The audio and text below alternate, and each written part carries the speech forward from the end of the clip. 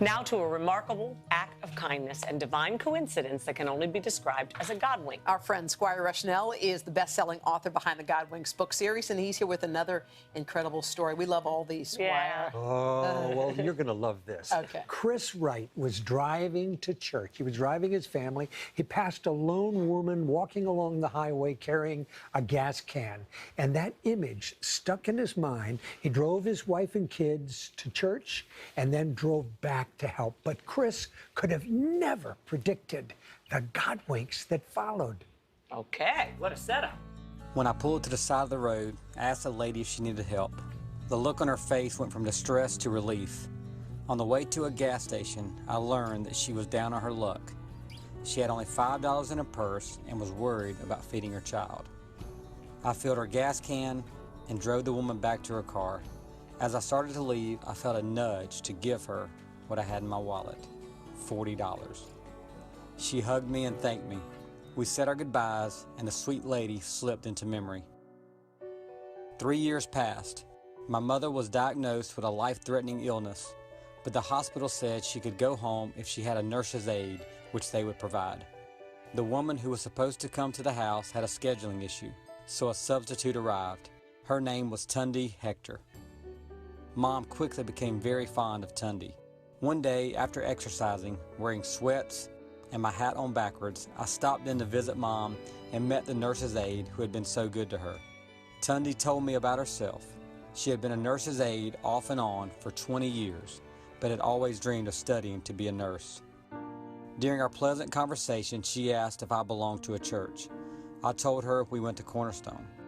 Her face lit up and said, "Oh, I met a young man from that church." She told me how she had run out of gas and was walking by the highway. The man had dropped his family at church and circled back to help her out. He not only filled my gas can, but gave me $40, she said. My jaw dropped. I couldn't believe it. I saw myself 3 years earlier being tugged to help a stranger.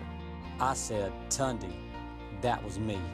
She was flabbergasted and felt she had been divinely aligned to work with my mother.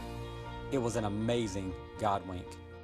As Mother's health deteriorated, Tundi and my mom formed an even stronger bond. Eventually, Mom died on Tundi's birthday. My family and I thought about how we could show our appreciation to Tundi for her loving care to Mom. We had this idea: what if we could raise $1,000 to help her start nursing school? So secretly, we started a You Caring Fund Me campaign, but we had no idea Tundi's story would touch so many hearts. When we gave Tundi a check for $8,000, she cried. The fund is now over $37,000. This whole story is one of the biggest Godwinks of my life. Tundi's too. Oh, isn't that Wow. incredible? That's what happens. That's what happens. Tundi is finishing her bachelor's degree. She's applying for nursing school. And that is what happens when you step out and help somebody in need.